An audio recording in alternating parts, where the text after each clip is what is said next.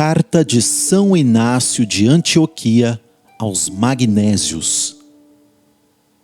Inácio, também chamado Teófaro, envia à igreja na Magnésia do Meandro, que é abençoada na graça de Deus Pai em Cristo Jesus, nosso Salvador, saudações e votos de felicidade em Deus Pai e em Jesus Cristo.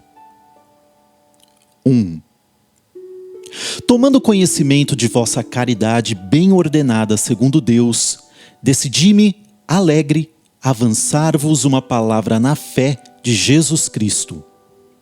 Honrado com um nome de esplendor divino, nos grilhões que carrego, canto às igrejas nas quais desejo a união da carne e do Espírito de Jesus Cristo, que é nossa vida para sempre, a união da fé e da caridade, a qual nada supera, e para dizer coisa ainda mais sublime, a união de Jesus e do Pai. Nele teremos parte em Deus, se resistirmos a todas as maquinações do príncipe deste mundo e delas nos livrarmos. 2. Uma vez que tive a honra de ver-vos, através de Damas, vosso bispo digno de Deus, e dos dignos presbíteros Basso e Apolônio, e do colega de serviço e o diácono Zócio, cuja companhia me daria prazer, e porque está sujeito ao bispo como a graça de Deus e ao presbitério como a lei de Jesus Cristo. 3. Não vos assentaria bem valer-vos da pouca idade do bispo. Dispensai-lhe sim, quando Deus Pai concede toda a prova de respeito. Como soube, também os santos presbíteros não menosprezaram a condição de jovem que nele salta aos olhos, mas se lhe submetem como gente sensata em Deus. Aliás, não é a ele que se submetem, mas ao Pai de Jesus Cristo, bispo de todos. Por respeito àquele que nos elegeu, convém obedecermos sem nenhuma hipocrisia, uma vez que ninguém engana a tal ou tal bispo visível, mas abusa do bispo invisível. É o caso de dizer, não se trata de carne, mas de Deus que conhece o oculto. 4. Convém, pois, não chamar-se apenas cristão, mas o ser também. Assim, existem pessoas que falam do bispo, mas fazem tudo sem ele. Estes tais não me parecem estar de consciência boa, porque suas reuniões não são legítimas, conforme o mandamento. 5. Pois as coisas chegam a seu desfecho, e são duas as que nos antolham, a saber, a morte e a vida, e cada qual há de vir para seu próprio lugar. Como existem duas moedas, uma de Deus e outra do mundo, e cada qual delas possui sua cunhagem própria, os infiéis possuem a deste mundo, os fiéis, porém, que se acham na caridade, a de Deus Pai através de Jesus Cristo, cuja vida não estará em nós, se não escolhermos livremente, por graça dele, morrer para participarmos de sua paixão. 6.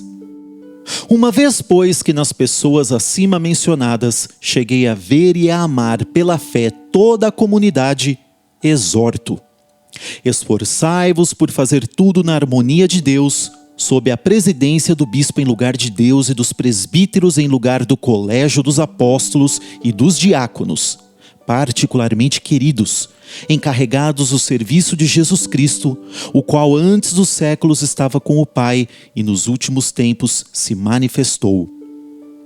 Conformando-vos assim todos ao proceder de Deus, amai-vos uns aos outros, e ninguém considere o próximo segundo a carne, mas amai-vos sempre mutuamente em Jesus Cristo. Nada haja entre vós que possa dividir-vos, mas uni-vos com o bispo e com os presidentes, para constituirdes uma imagem e um ensinamento de imortalidade. 7. Assim como o Senhor nada fez sem o Pai com o qual estava unido, nem pessoalmente, nem através dos apóstolos, assim também vós nada haveis de empreender sem o bispo e os presbíteros, nem queirais tentar fazer passar por razoável o que fazeis à parte.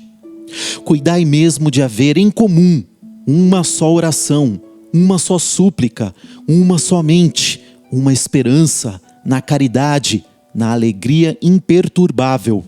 Isto é, Jesus Cristo, a quem nada é preferível.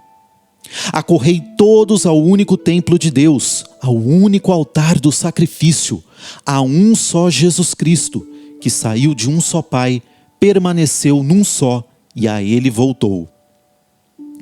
8. Não vos deixeis iludir pelas doutrinas heterodoxas, nem pelos velhos mitos sem utilidade.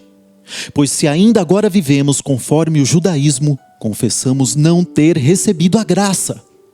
Pois os profetas, tão divinos, viveram segundo Jesus Cristo. Por isso mesmo foram perseguidos. Inspiraram-se em sua graça, a fim de que os incrédulos se convencessem plenamente que há um só Deus, a manifestar-se por Jesus Cristo, seu Filho, sua palavra saída do silêncio, que em tudo agradou àquele que o enviou. 9. Assim, os que andavam na velha ordem das coisas chegaram à novidade da esperança, não mais observando o sábado, mas vivendo segundo o dia do Senhor, no qual nossa vida se levantou por ele e por sua morte, embora alguns o neguem.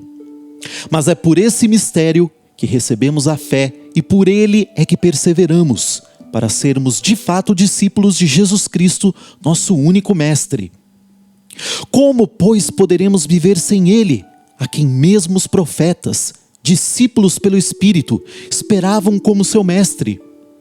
E foi por isso que ele, em quem esperavam na justiça, os ressuscitou dos mortos pela sua presença. 10. Não nos façamos, pois, insensíveis à sua bondade, pois se ele imitar nosso proceder, estaremos liquidados. Por isso, tornando-nos discípulos seus, aprendamos a viver segundo o cristianismo. Pois quem usar outro nome fora desse não é de Deus. Ponde assim de lado o mau fermento, envelhecido e azedado, e transformai-vos em novo fermento, que é Jesus Cristo. Seja ele vosso sal, para ninguém dentre vós se corromper, pois sereis julgados a partir do odor. É absurdo falar de Jesus Cristo e viver como judeu. O cristianismo não depositou sua fé no judaísmo, mas o judaísmo no cristianismo, junto ao qual se reuniram todas as línguas que creram em Deus. 11.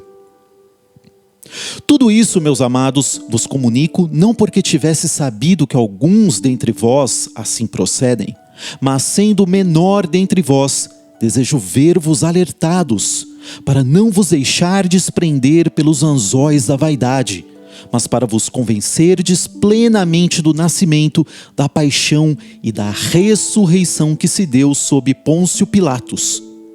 Tais coisas foram realizadas de verdade e de fato por Jesus Cristo, nossa esperança.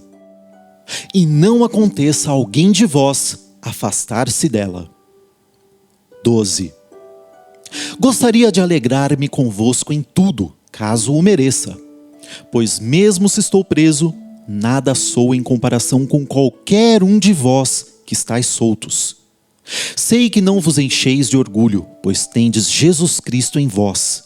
E mais, se vos louvo, sei que vos confundis, como está escrito, o justo é seu próprio acusador. 13. Cuidai, por conseguinte, de permanecer firmes nas doutrinas do Senhor e dos apóstolos, para que tudo quanto fazeis se encaminhe bem na carne e no espírito, na fé e na caridade, no Filho e no Pai e no Espírito, no começo e no fim, em união com vosso bispo muito digno e a coroa espiritual bem trançada de vosso presbitério e com os diáconos, segundo o coração de Deus.